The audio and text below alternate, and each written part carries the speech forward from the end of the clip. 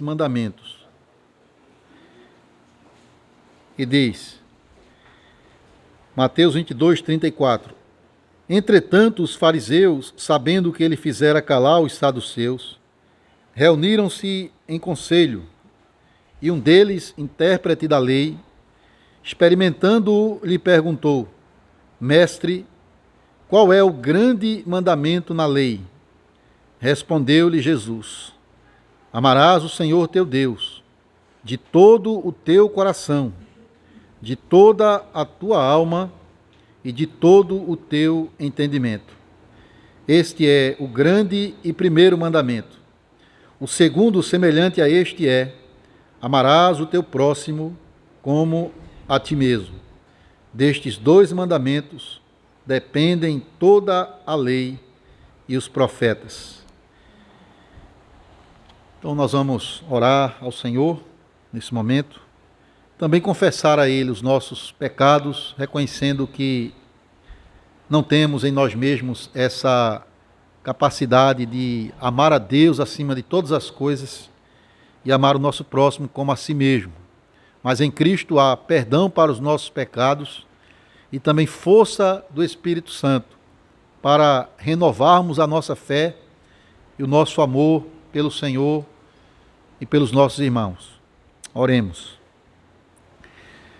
Amado Deus e Pai Celestial, nós te louvamos, exaltamos o teu nome, nos alegramos, ó Pai, nesta reunião dos santos, nesse chamado solene para o culto do Senhor, no dia do Senhor, onde podemos com alegria descansar das nossas obras e nos alegrar no Senhor e nas suas obras, na tua criação, na tua providência e na redenção que o Senhor mesmo conquistou para nós por meio de Jesus Cristo, teu Filho, o nosso Redentor.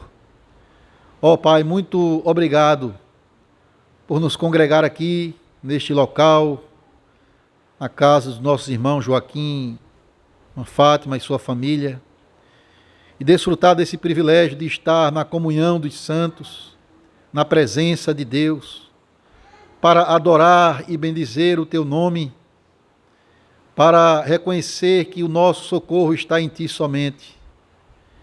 Também, ó Pai, para confessar a ti os nossos pecados, pois a tua lei exige um amor perfeito, amar a Deus acima de todas as coisas, amar o nosso próximo como a si mesmo.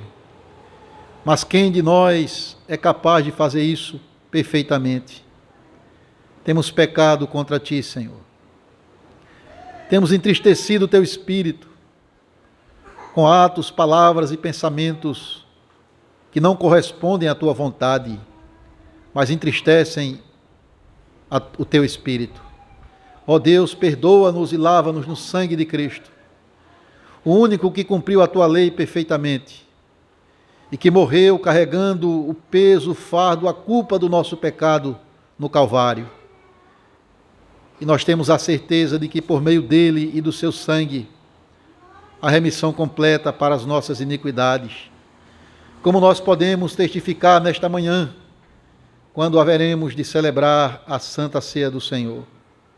Ó Deus, abençoa este culto e edifica o teu povo, fortalecendo a nossa fé e nos dando a alegria do Espírito Santo, alegria da salvação, pela certeza, pela convicção de que nenhuma condenação há para nós em Cristo e de que, se confessarmos a ti os nossos pecados, o Senhor é fiel e justo para perdoar os pecados e nos limpar de toda iniquidade.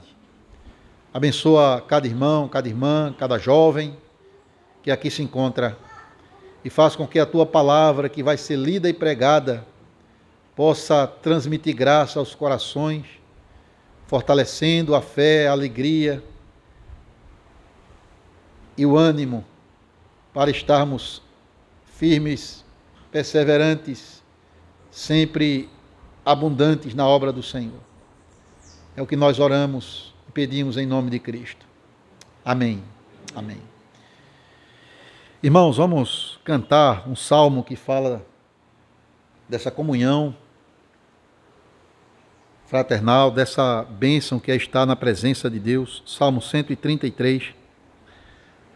Salmo 133.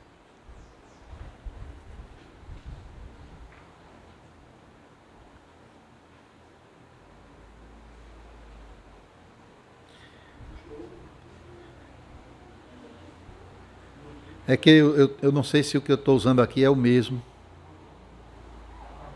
Pode ser o 128, se não der o 133.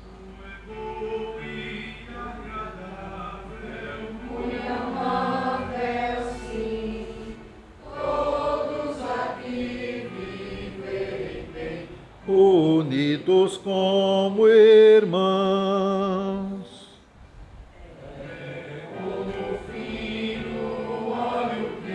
Sobre a cabeça está,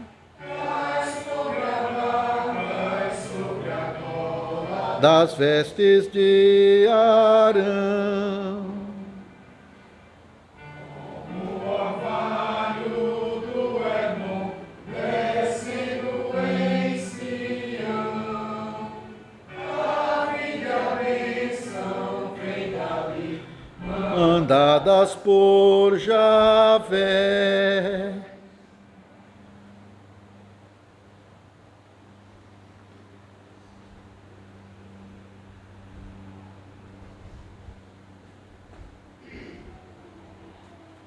Vamos abrir a palavra de Deus na carta do apóstolo Paulo aos Romanos.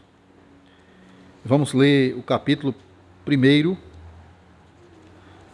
Romanos capítulo 1, do verso 1 ao 17. Nós vamos concentrar, irmãos, no verso 16. Nesse mês, que é o mês da reforma, outubro, estarei pregando 2 sermões aqui nesse texto, os versos 16 e 17, e também mais 5 pregações sobre os 5 solas da reforma, na sequência. Então, para lembrar da reforma protestante, das grandes doutrinas centrais desse movimento divino de retorno à Escritura. Então nós vamos fazer isso por alguns domingos. Eu quero pregar hoje o verso 16, mas nós vamos ler do 1 ao 17 para entender aqui o contexto dessa passagem.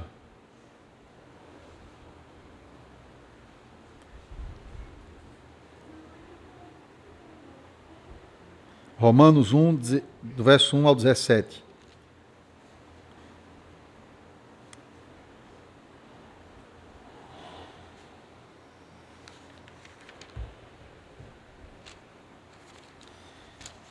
Assim diz, irmãos: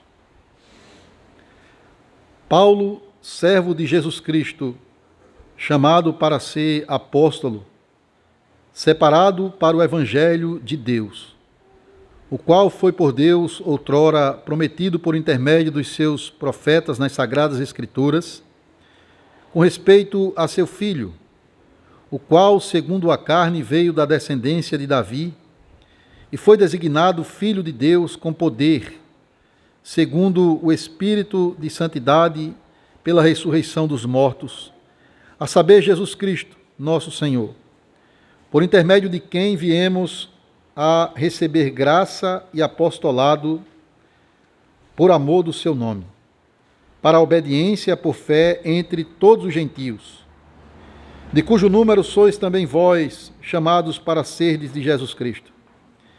A todos, amados de Deus, que estais em Roma, chamados para serdes santos, graça a vós outros e paz, da parte de Deus, o nosso Pai, e do Senhor Jesus Cristo.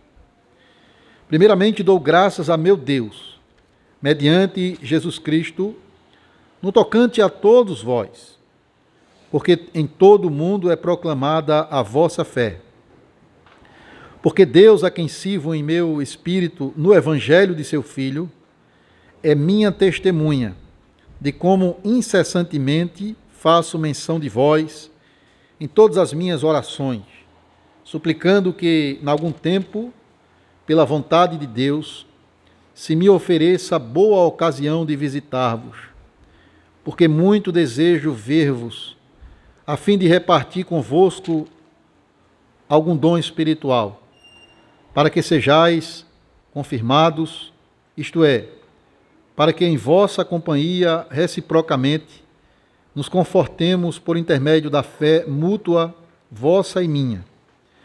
Porque não quero, irmãos, que ignoreis que muitas vezes me propus ir ter convosco, no que tenho sido até agora impedido, para conseguir igualmente entre vós algum fruto, como também entre os outros gentios. Pois sou devedor tanto a gregos como a bárbaros, tanto a sábios como a ignorantes. Por isso, quanto está em mim, estou pronto a anunciar o Evangelho também a vós outros em Roma.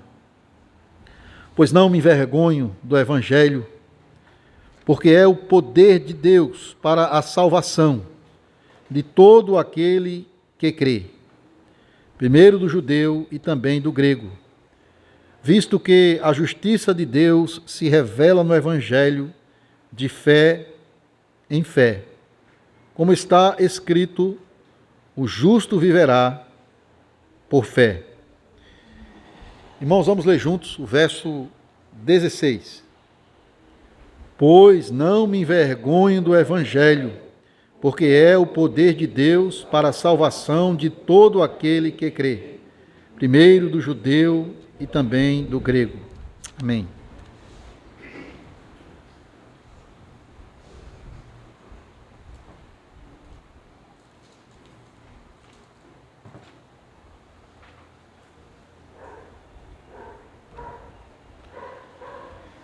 Amada Igreja do nosso Senhor Jesus Cristo, quem nunca de nós passou pela angústia de ter que dar uma péssima notícia a alguém?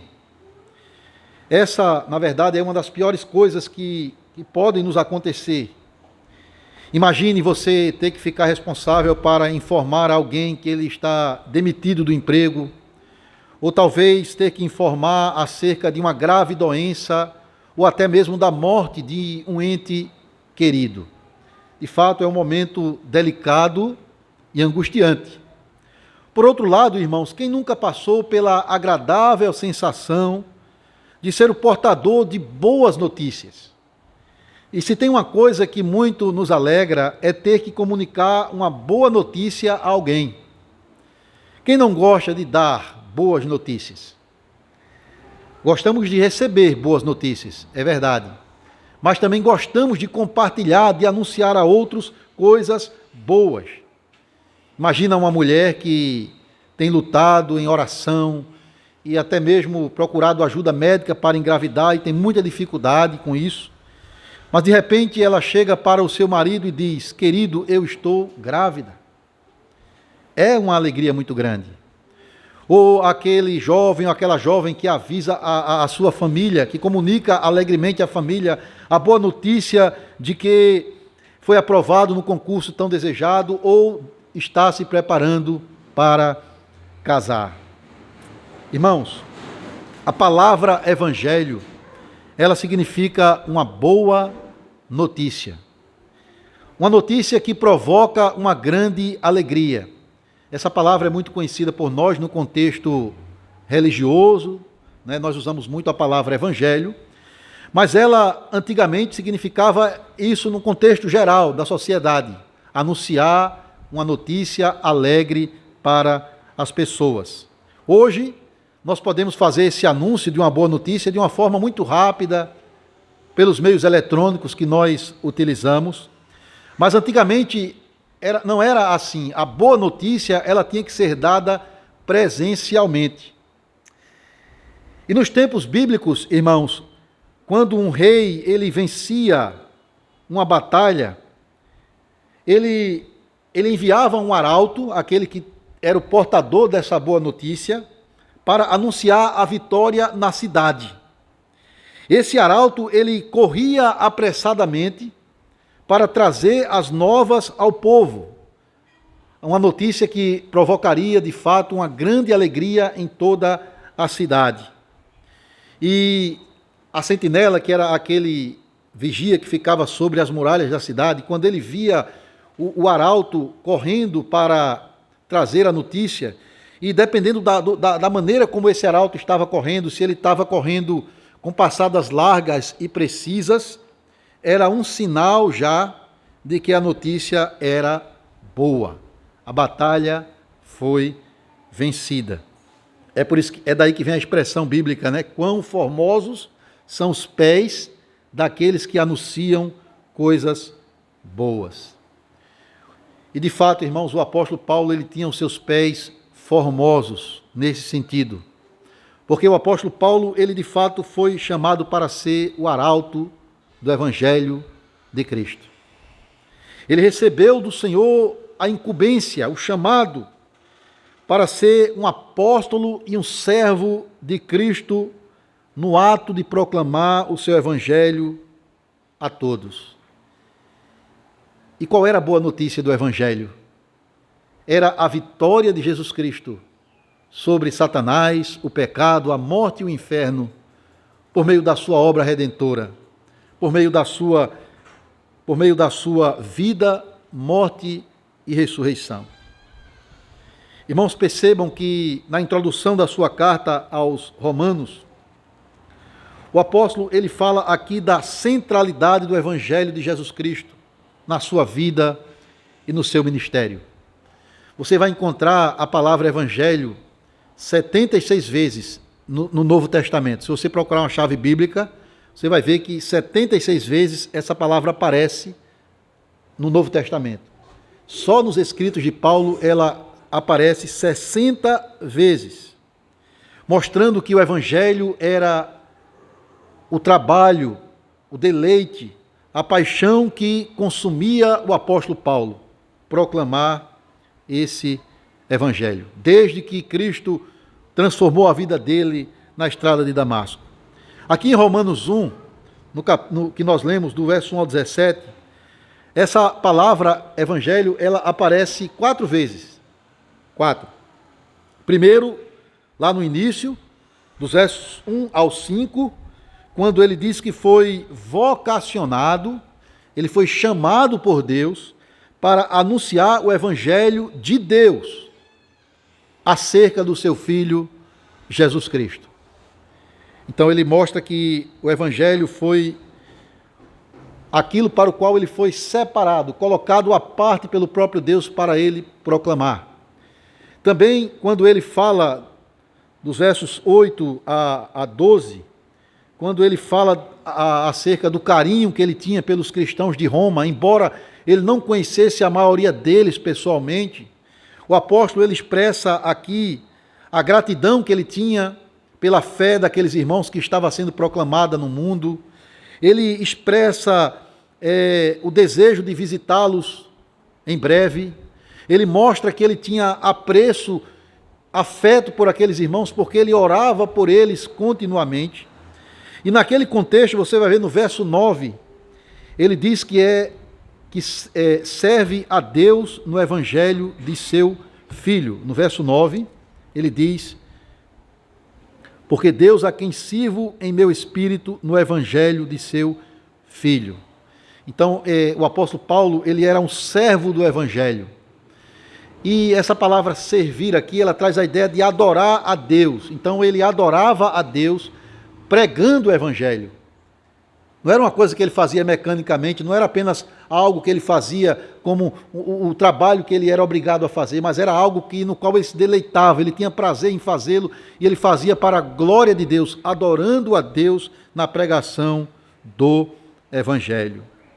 Mas ele também fala do evangelho, nos versos 14 e 15, expressando o seu anseio, a sua disposição de anunciar o evangelho em Roma e a todas as pessoas, sem discriminação alguma. Veja no verso 14 e 15, quando ele diz assim, verso 14 e 15, ele diz: eu sou devedor, tanto a gregos quanto a sábios, a bárbaros, tanto a sábios como a ignorantes.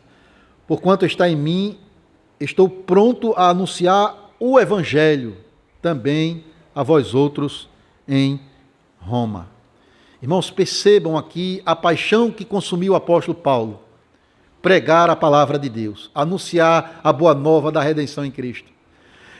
Veja as duas palavras que ele usa aqui para expressar este anseio dele. Eu sou devedor, ele diz aqui. Ou seja, ele se considerava como alguém que estava debaixo de uma obrigação de levar o evangelho aos perdidos. E ele fazia isso não como uma obrigação forçada, mas ele o fazia deleitosamente. Porque Paulo, ele foi alvo desse evangelho. O evangelho o alcançou, Cristo transformou a vida dele. E agora, irmãos, ele não pensa em fazer outra coisa.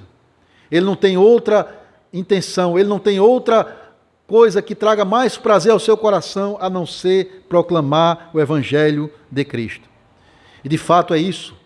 Aquilo que Cristo deu ao apóstolo Paulo, ele também deu à sua igreja o santo evangelho, a boa notícia da redenção.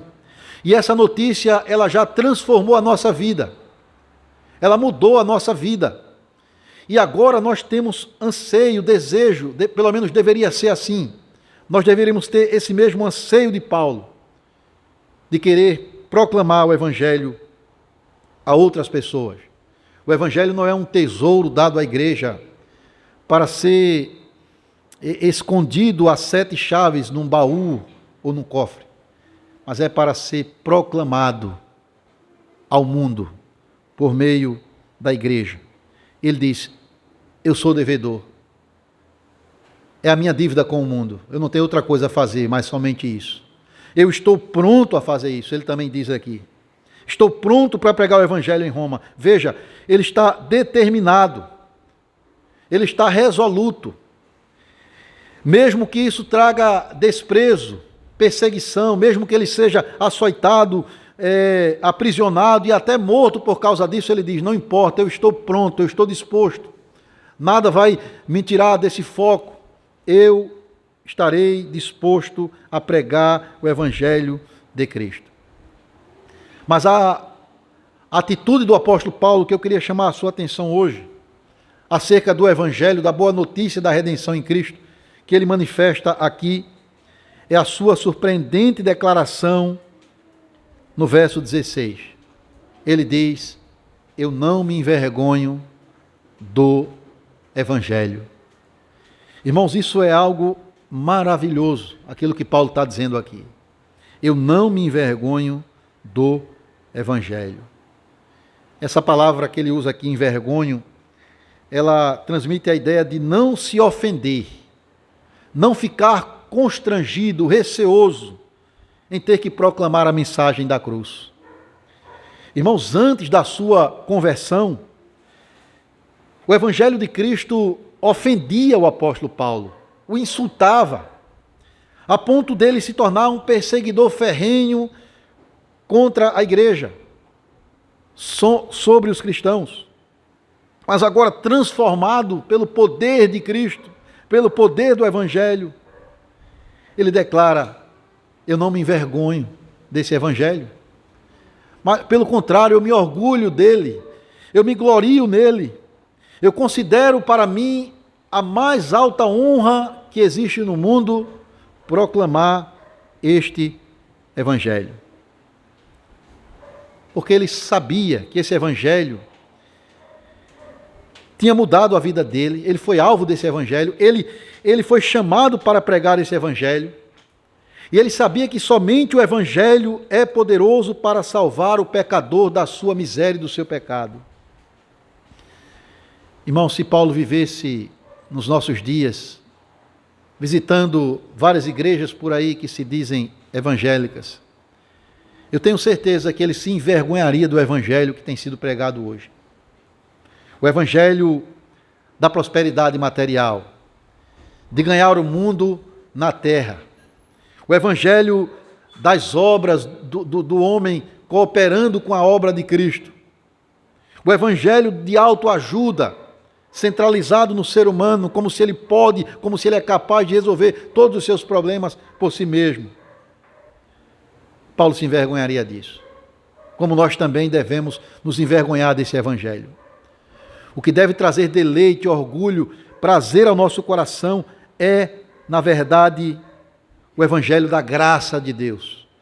A boa notícia de que Deus, por causa do seu grande amor, enviou o seu Filho ao mundo para salvar o perdido pecador. E Paulo diz, eu não me envergonho do evangelho. Mesmo que esse evangelho seja ridicularizado e desprezado pelo mundo. De fato, irmãos, era tentador para Paulo, como é tentador para nós, se envergonhar do santo evangelho de Cristo.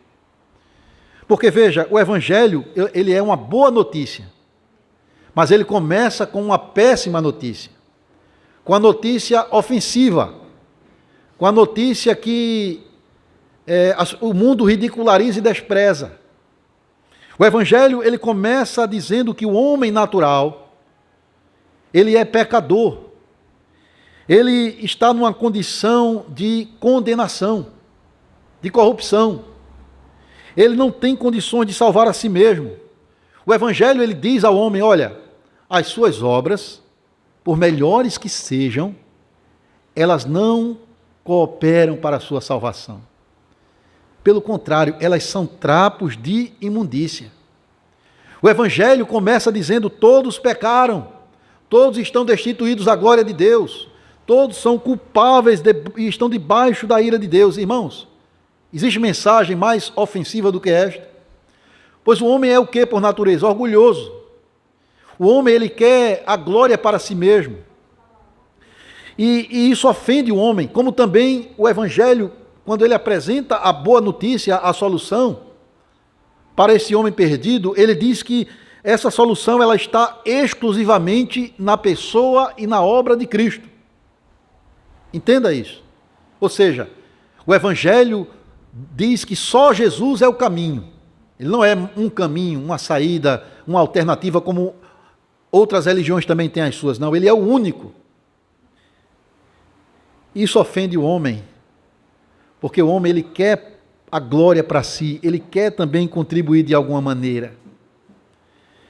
Daí a tentação de Paulo aqui, de ser tentado a se envergonhar do evangelho. Por que Paulo, irmãos, seria tentado a se envergonhar do evangelho de Cristo?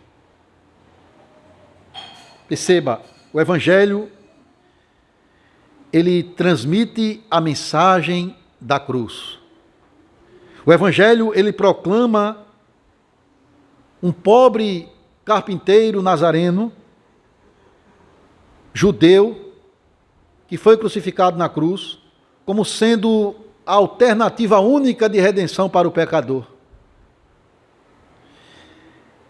E notem, os romanos, irmãos, eles não tinham nenhum apreço pelos judeus.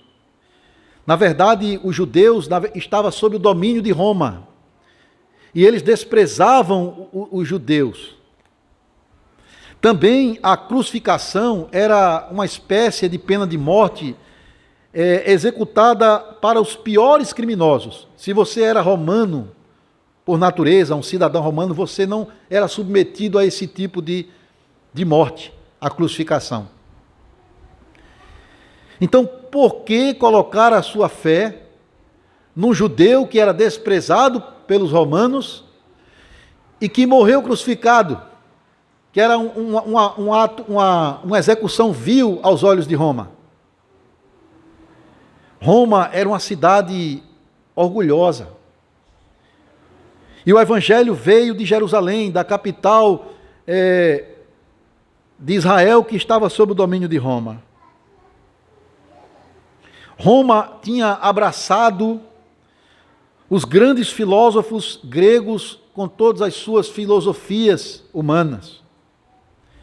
Então, por que prestar atenção a um judeu chamado Paulo, um fazedor de tendas, pregando sobre um outro judeu que tinha morrido crucificado e que diz que ressuscitou depois do terceiro dia? Irmãos, isso era ridículo e desprezível para Roma. Mas Paulo diz: não me importo, eu vou pregar o evangelho ali, eu vou anunciar este Cristo em Roma. E veja, Paulo está falando aqui, depois que ele já tinha feito as 3 grandes viagens missionárias que está relatada no livro de Atos. E Paulo já tinha, irmãos, testemunhado o poder do evangelho de Cristo, em cidades também grandes, como Corinto, Éfeso, Filipos. E Paulo, ele testemunhou o poder do evangelho na vida de muitas pessoas nessas cidades, das mais diversas classes sociais. Ele próprio foi alvo desse evangelho. Então ele não ia se envergonhar de levá-lo a Roma. Nós devemos ter cuidado, irmãos, para não se envergonhar do evangelho de alguma maneira. O evangelho que é o poder de Deus para a nossa salvação. O evangelho que já mudou a nossa sorte, o nosso destino, a nossa vida. Irmãos, veja como muitas vezes nós somos tentados a se envergonhar do evangelho, a ter receio de anunciá-lo a outros, falar sobre ele. Às vezes nós temos uma desenvoltura muito grande para falar sobre diversos assuntos com diversas pessoas. Nós falamos de política, de esportes, de estudos, de trabalho, de tantas outras coisas. Mas às vezes parece que nós estamos meio embaraçados, meio receosos de falar abertamente a quem quer que seja da grande e boa notícia de que há perdão e salvação para o pecador na pessoa e na obra de Cristo. Às vezes até nós temos medo de nos expor ao ridículo no mundo que despreza a palavra de Deus. Mas Paulo aqui vai nos dar motivos, irmãos, para não se envergonhar do evangelho de qualquer maneira que seja. E eu queria destacar alguns desses motivos aqui a partir do verso 16. Paulo não se envergonhava do evangelho porque o evangelho, ele provém de Deus. Isso é maravilhoso, irmãos. Veja, o apóstolo Paulo, ele começa se apresentando aos romanos, à igreja de Roma, na sua introdução, como aquele que foi chamado para ser apóstolo de Jesus Cristo, e como aquele que foi separado para o evangelho de Deus. Então Paulo aqui não está se apresentando como alguém que tem uma novidade que foi inventada por ele. Paulo está aqui dizendo que ele veio pregar o evangelho de Deus, que provém do Senhor, uma mensagem que foi dada a ele pelo próprio Cristo. E esse evangelho, ele não vem com uma filosofia humana, não é uma ideologia paulina, mas ele é o evangelho acerca do Filho de Deus, acerca de Jesus Cristo, como ele diz aqui, dos versos 1 ao verso 5. Então, como é que ele poderia se envergonhar de algo que foi dado a ele pelo próprio Deus? De algo que veio a ele diretamente das mãos de Deus? Porque se é de Deus, irmãos, vai prosperar, vai prosseguir, vai prevalecer. Veja, projetos, filosofias, ideologias humanas surgem por um tempo, mas depois fracassam, porque não tem o poder de Deus para salvar. Mas aquilo que vem do alto, aquilo que vem do Senhor, é perfeito, é poderoso, permanece para sempre.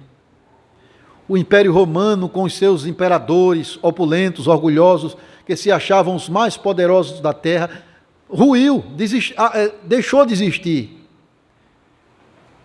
Mas a obra de Deus, o evangelho que vem de Deus, ele continua, por meio da sua igreja, atuando no mundo e levando pessoas aos pés de Cristo. Paulo vai dizer, eu não me envergonho, porque esse evangelho, ele não é algo que eu inventei, é algo que Deus me deu para anunciar, e se é dele, vai prosperar. A segunda razão que Paulo apresenta para não se envergonhar do Evangelho é a natureza desse Evangelho. Ele diz: o Evangelho é o poder de Deus. E se tinha um povo que se orgulhava do seu poder, eram os romanos, que dominavam o mundo na época. O seu poder político, o seu poder bélico, o seu poder militar. Irmãos, as nações naqueles primeiros séculos da era cristã, os povos de outras nações temiam o Império Romano. E de fato eles foram os conquistadores de muitos povos, incluindo os judeus. Havia legiões romanas, milhares e milhares de soldados presentes em várias regiões dominadas por Roma. Mas todo esse poder de Roma era nada aos olhos de Deus.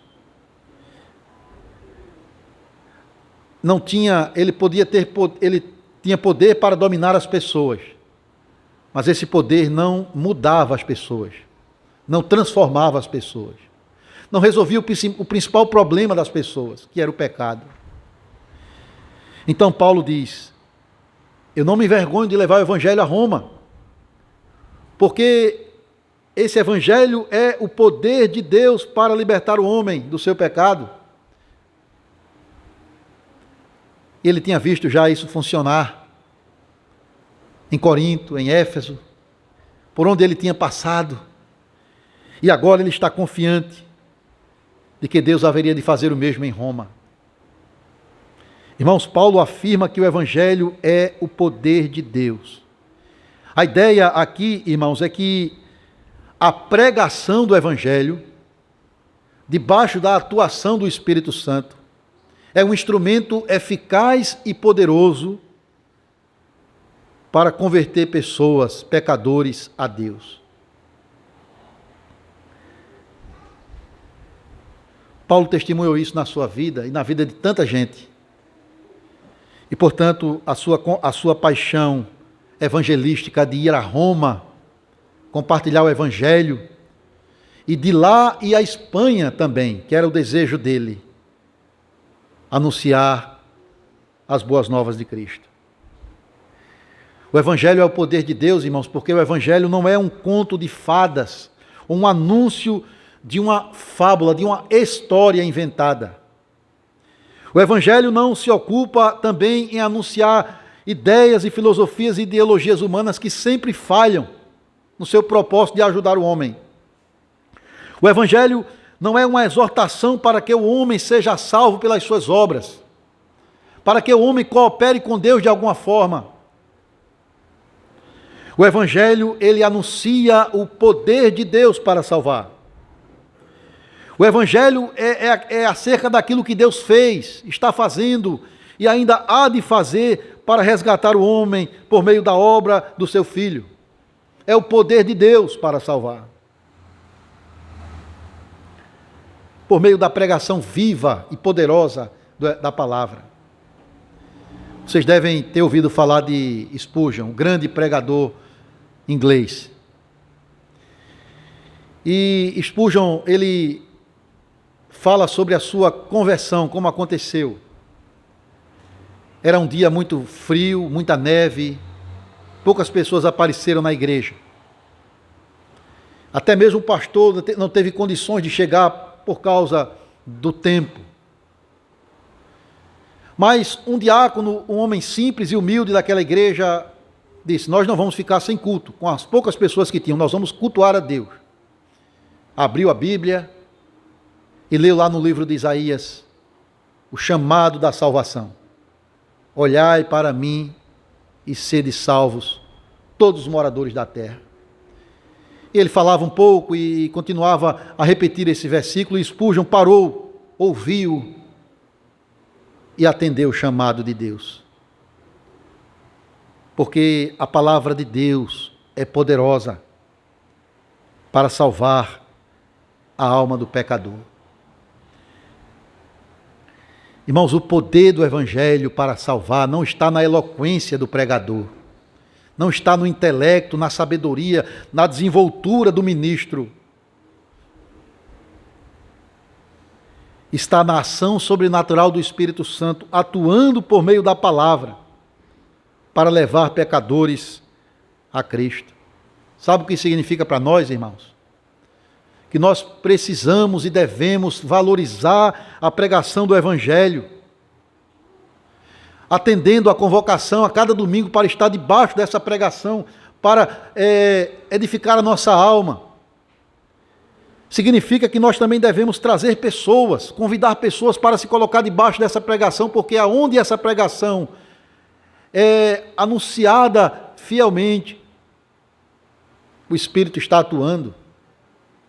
E se eu desejo que o meu parente, o meu amigo, ainda incrédulo, se converta, eu vou trazê-lo para onde o Senhor vai operar por meio da palavra. Nós não devemos, como tantos outros aí têm feito, substituir esse método divino, que é a pregação, por tantas outras coisas, para iludir e entreter as pessoas.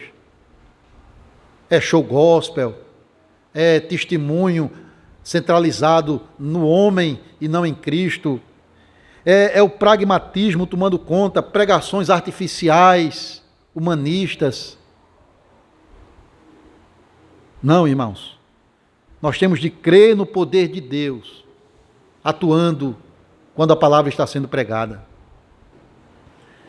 Atuando no pregador e atuando na igreja, nos ouvintes. Por isso que nós devemos orar antes de vir à igreja, durante o culto e após o culto, para que a semente da palavra prospere nos corações. O Evangelho é poderoso para salvar o mais perdido pecador neste mundo.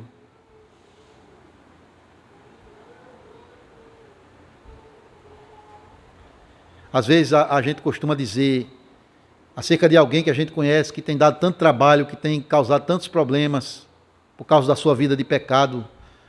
Fulano já foi longe demais em suas transgressões. Ele já cometeu tantos pecados, ele já fez tanta coisa errada que ele é um caso perdido, não há esperança para ele. Jamais nós devemos dizer isso de qualquer pessoa que seja.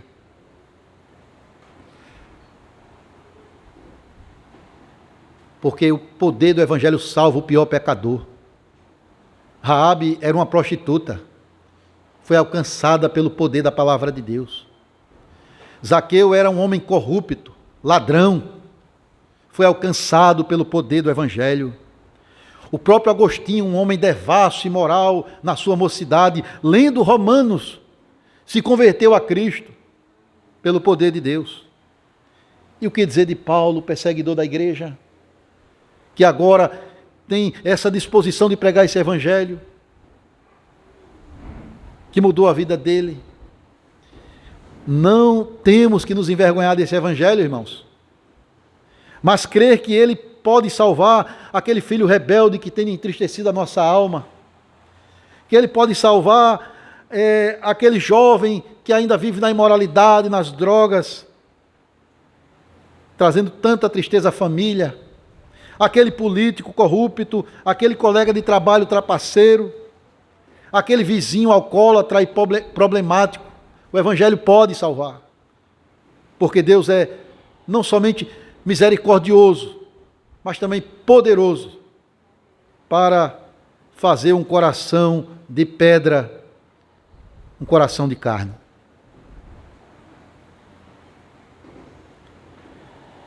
Paulo não tinha vergonha do Evangelho, porque esse Evangelho vem do alto, vem de Deus, porque esse Evangelho, ele é o poder de Deus, e porque esse Evangelho tem como propósito a salvação do pecador.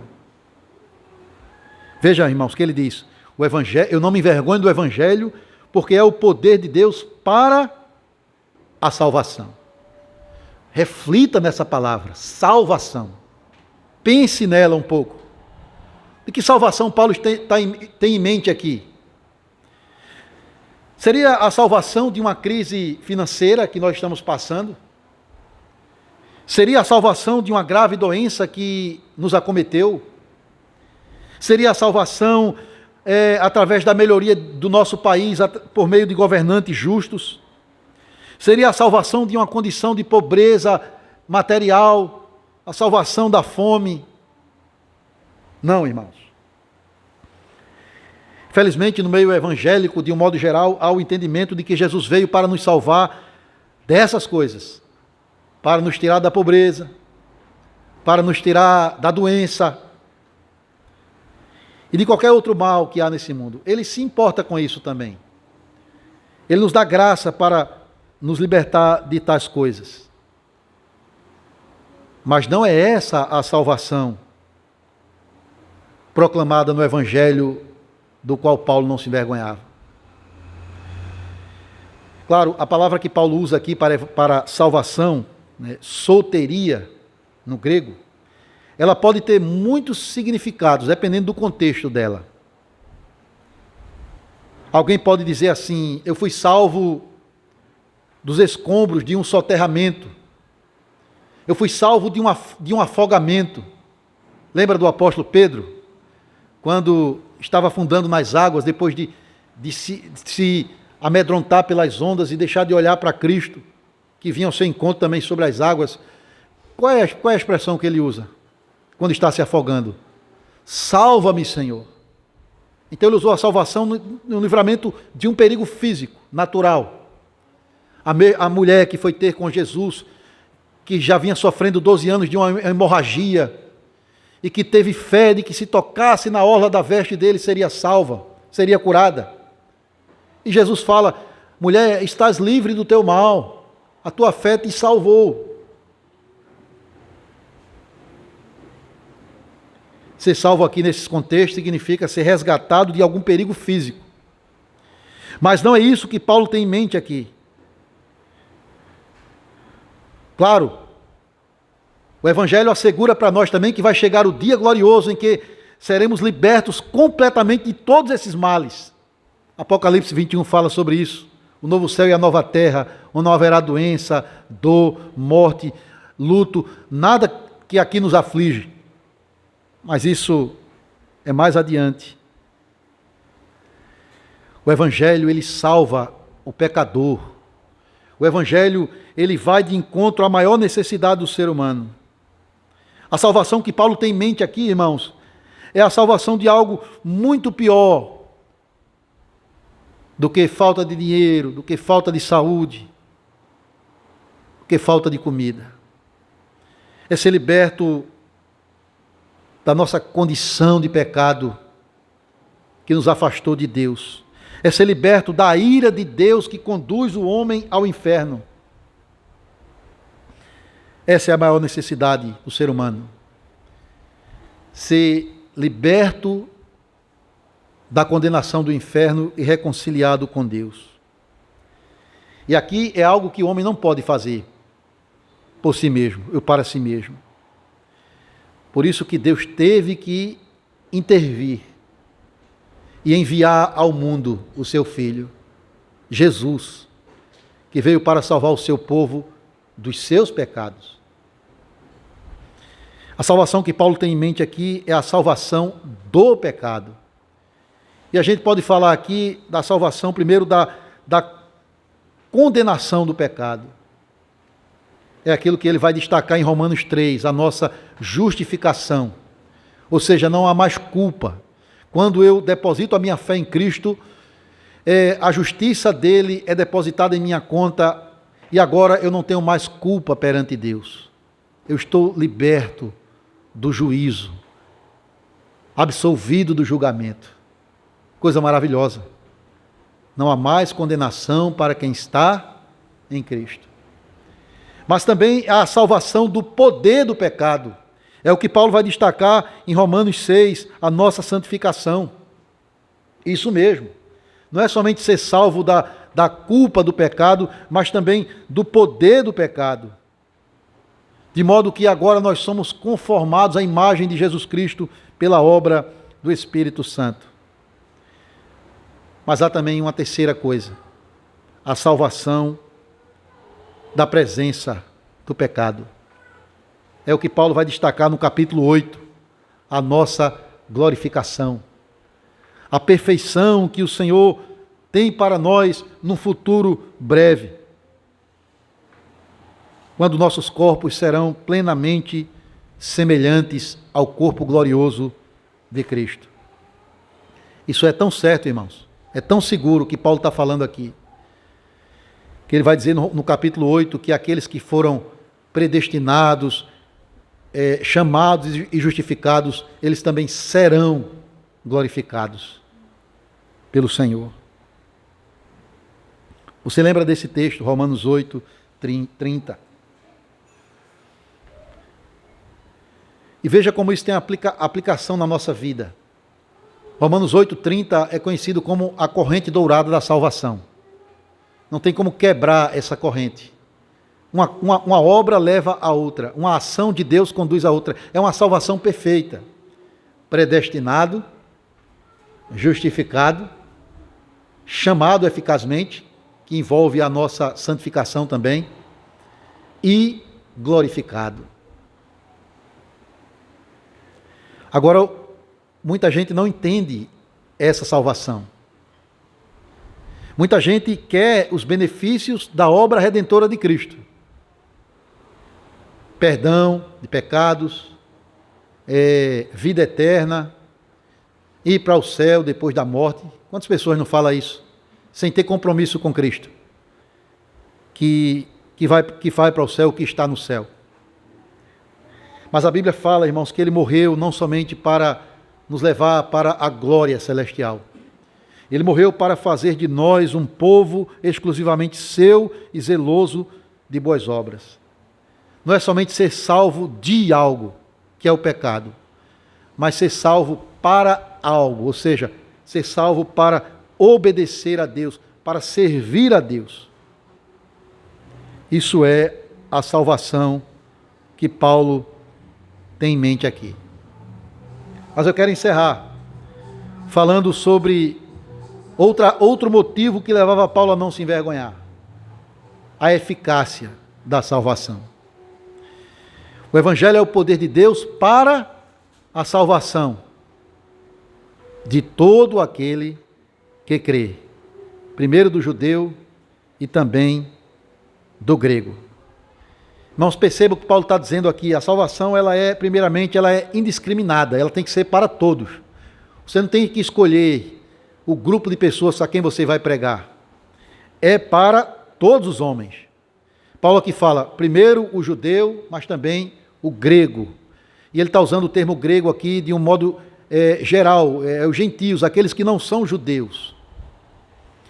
Claro, o evangelho ele começou com os judeus, mas não se restringiu a eles. Alcançou também os de fora, porque todos pecaram, e todos, independente da sua raça ou condição social, carecem da glória de Deus. Os judeus que achavam que pelas obras da lei seriam salvos, fracassaram. Os gentios que viviam na imoralidade, mais ainda, todos careciam da salvação. Por isso Paulo diz, o evangelho é para todos. A pregação tem que ser anunciada a todos. É essa a ideia que ele tem aqui. E veja, ele fez isso. Jesus fez isso. Ele pregou primeiro as ovelhas perdidas da casa de Israel. Os apóstolos fizeram a mesma coisa. Mas quando houve uma grande incredulidade na parte de muitos judeus, o evangelho foi para os gentios, para as pessoas de fora. Por isso a intenção de Paulo de ir para Roma, compartilhar com outros pecadores o evangelho, e dali partir para a Espanha, como ele diz no final da carta, que era também o seu interesse. O evangelho é para todos.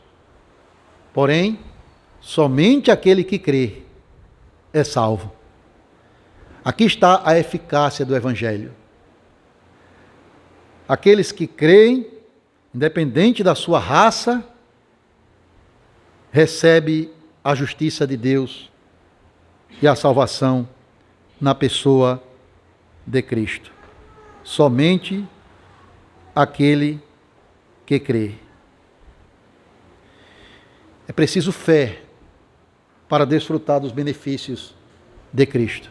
Irmãos, nós não devemos nos apegar à ideia de que eu sou automaticamente salvo porque eu estou na igreja, porque eu nasci na igreja, porque a minha mãe e meu pai são membros da igreja, porque eu faço parte do rol de membros. Não. É preciso fé, confiança pessoal na pessoa e na obra de Cristo. E também tem pessoas que dizem o quê? Eu sou um cidadão civilizado, uma pessoa honesta, eu cuido da minha família, eu nunca matei, nunca roubei, nunca fumei, nunca bebi, eu me cuido, eu respeito as pessoas. Certamente serei aceito por Deus depois da minha morte. Você nunca ouviu isso por aí? Se não tiver fé pessoal em Cristo, entrega, confiança na obra perfeita dele como a única saída para a salvação, não há salvação. É poder de Deus para a salvação de todo aquele que crê. Uma pequena palavra, fé, que faz uma grande diferença entre vida e morte. Quem creu será salvo. Quem não creu será condenado. Nós vamos falar um pouco mais disso no verso seguinte, em outra ocasião. De fé em fé, o justo viverá somente pela fé. Mas o ponto aqui é, o Senhor está chamando pecadores para a salvação em Cristo. Aquele que invocar o nome do Senhor será salvo. Aquele que depositar a sua fé em Cristo receberá a vida eterna. Mas como é que invocarão a Ele? Se não crerem. E como é que vão crer se não houver quem pregue? Se não houver arautos? Se não houver pregadores ordenados e comprometidos com a mesma disposição de Paulo de anunciar essa boa notícia? Como é que crerão se nós continuarmos nos envergonhando desse evangelho, deixando de comunicá-lo a outros, tendo oportunidade para fazer? Irmãos, essa é uma boa notícia que nós temos para dar ao mundo. Claro, ela começa com uma péssima notícia que tem que ser abordada. Mas ela apresenta uma solução perfeita, eficaz, para o homem caído. Está em nossas mãos o chamado. Paulo já fez a parte dele. Paulo já cumpriu o seu chamado. E deixou para nós esse evangelho glorioso nas suas 13 epístolas. Agora está em nossas mãos como igreja. Anunciar a tempo e fora de tempo. Claro, de forma oficial, por meio de homens ordenados no púlpito, pregando o evangelho de Deus, mas também no dia a dia, compartilhando essa mensagem, para que o Senhor realize a sua obra poderosa de levar pecadores a Cristo. Irmãos, que Deus nos dê essa graça de poder dizer, como o apóstolo Paulo, eu não me envergonho do evangelho, porque é o poder de Deus para a salvação de todo aquele que crê. Que Deus nos abençoe, irmãos. Amém. Amém. Nós vamos cantar 2 hinos.